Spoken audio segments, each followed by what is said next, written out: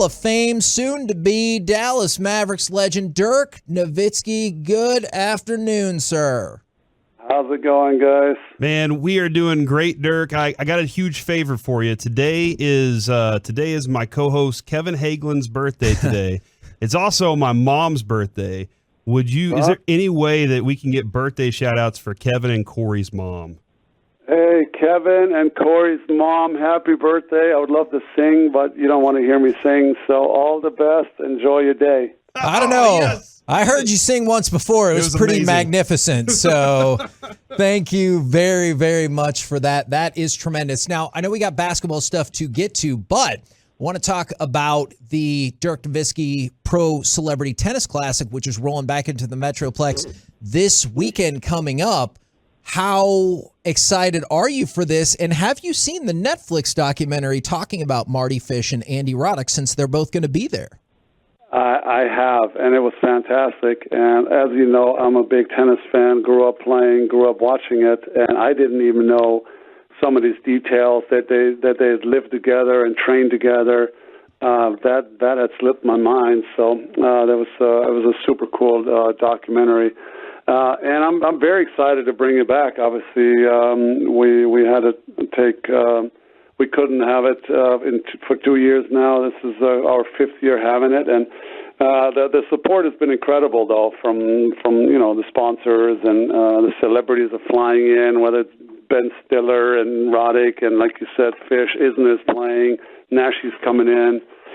So it's going to be a fun event on Sunday, and come on out to support. Man, that's huge. Is there any way you could get Nick Kyrgios to be there? Because he's my favorite guy to watch go crazy. You know what? Believe it or not, I have reached out to him, but unfortunately, I don't think he could pull it off. But yeah, he is one of a kind.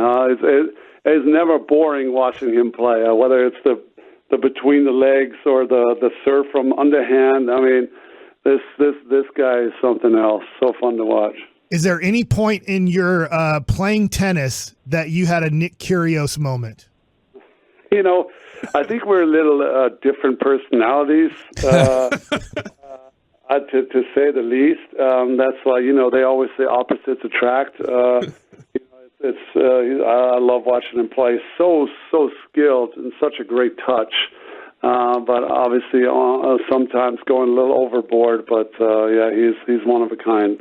So I got to know, since you love tennis, I know your love going back for Boris Becker, but Club Fed just retired. So Roger Federer, Rafa, and Novak, how do you rank those three in terms of the all-time great conversation? Oh, that is super tough. I mean, I wouldn't know how to rank them. I'm a fan of all of them, and I don't really have one favorite. I mean, I've always loved Roger, always supported him. But, if you see what Rafa has done and now has the most slams and how he goes about his stuff, his work ethic, it's hard to go to really against anybody. I know from the sport tennis that I've basically been watching for 40 years, to lose Serena and obviously FedEx with Federer within 2 weeks is a tough blow. They're going to leave a huge hole, but they're just so happy for them both, for what they've done on the court, but also what they were able to do with their foundations off the court. So just two tremendous champions and players, and they'll definitely be missed. For those who don't recognize that, how I weaseled myself out of ranking those three players there. Yes. If you can line one of them up for the celebrity tournament in future years, I would be glad to put that ranking to the test. We would love to have Serena or Roger represent, but now they have more time on their hands, as I know in retirement how that goes. It's actually even more busy now. Now you have more time to invest in certain stuff, and so for me, it hasn't slowed down much in over 3 years, and I'm sure it'll be the same for those two legends. Dirk Nowitzki joining us here on the K&C Masterpiece on 105 through the Fan, and I know Luca is joining you for the Charity Pro-Am competition as well. And of all the people that are going to be there, we've seen how competitive Luca is on the court. when the juices get flowing. Of all the people in this Pro-Am tournament, who do you think will be the most competitive out there? Well, all the ex-athletes are all competitors, of course. Otherwise, they would have never made it in their Pacific to sports. I'm not sure who's going to have the juices flowing. I think we're going to see some great tennis with Andy Roddick. I'll always remember one of the first years we did this event. Andy came in and you play against some amateurs that are some of them are not as good, some of them are not great players, and Andy served a bomb at one of the amateurs, and I'm just looking at him like, is this guy out of his mind? and we were all kind of looking at him. He's like, what?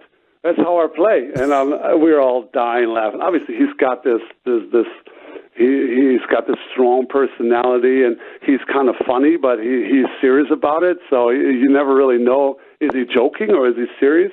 But when he served about 130 miles an hour bomb, we were all dying laughing. I mean, he's definitely going to get his juices flowing this weekend. Did you ask him? Did you say, hey, can you serve that against me to just see if I can return it? Oh, yeah. Yeah, he's had some good serve, and Isner actually served me one. I mean, you can watch it on TV. You have no idea how fast this thing comes at you in real life. I mean, it is mind-boggling. You barely have a second to really react and get your racket on it. It looks so easy when the pros do it, and obviously Nole or those guys, Agassi, some of the best to return in the game ever. If you're standing there as an amateur trying to get this thing, it's frightening. Now, if you want tickets, go to Ticketmaster.com. Tickets are now on sale for $41. The event, Sunday at the SMU Tennis Complex. In the basketball space, I wanted to know real quick, people are putting out predictions and this and that, and the Mavericks are not looked upon as one of the teams to beat in the West, despite just being in the Western Conference Finals. What do you think about that? Well, it's losing Brunson. People think, of course, that we took a step back. We're, of course, hoping that's not the case with adding Wood, who should be fitting nicely with Luka's game. With Hardaway coming back from a stress fracture, he missed most of obviously all the end of the year. We're hoping that we can make up for Brunson's loss, who was a great player for us and a big part of what we're doing. But we hope we can compensate that with some guys that are coming back, some guys that we brought in, and of course we have Luka. I mean, it's no secret. He's going to be having the ball a lot, and we rely on him a lot. And he's an MVP type caliber player, and he's going to have, of course, another monster year for us to kind of do that again. Sometimes it's hard when you break through the top four and all of a sudden the pressure is there. Now all of a sudden you want to go even further. Now everybody's saying you should be in the finals. Sometimes it doesn't work like that. All you can do is, keep a steady work environment and keep plugging, keep working, keep trying to improve, keep trying to find the right mix around Luka and break through, obviously, all the way to the title, which is the goal for Luka and his career, to break through one of these seasons. But it's not like, okay, now we were top four, now you have to make the final. That's just not how it works. You build a good team, you build a good staff around them, and then, you can be good, like in our case, you can be good for 10 years and never break through, and then all of a sudden that 1 year we did break through. So all you can do is put yourself in position every year to have a good team, to then all of a sudden that 1 year you break through all the way to the top. And I think that's what we're trying to do. I think Luka signing a long-term deal shows that he wants to be here, he wants to make it work, and now you have to fit the right pieces and the right staff around him to obviously get us over the top. Dirk, before we let you go here, man, Kevin and I have two claims to fame. One is we brought Flula to the game where he got to meet you for the first time. That's our good friend Flula. We love him. Flula. Yeah. Heard his name in a long time. How is that guy? Oh, he's doing great. He's doing lots of acting right now, so we're really excited for him. He joins us every year around Thanksgiving.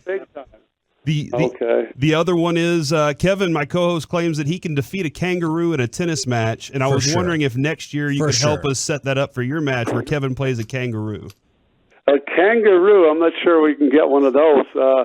But we can definitely find him some players to see if he can is a good match for a kangaroo. But We'll find a way. Hopefully, you know what? There'll be a good show match in between our round to have Kevin play against the Kangaroo. We'll see if we can pull it off. For sure. I'm down whenever that happens. All right. Thank you. I know you got to go, Dirk. Thank you very, very much. We appreciate your time. I appreciate you guys' support for the promo here. We really appreciate it. Thank you, guys.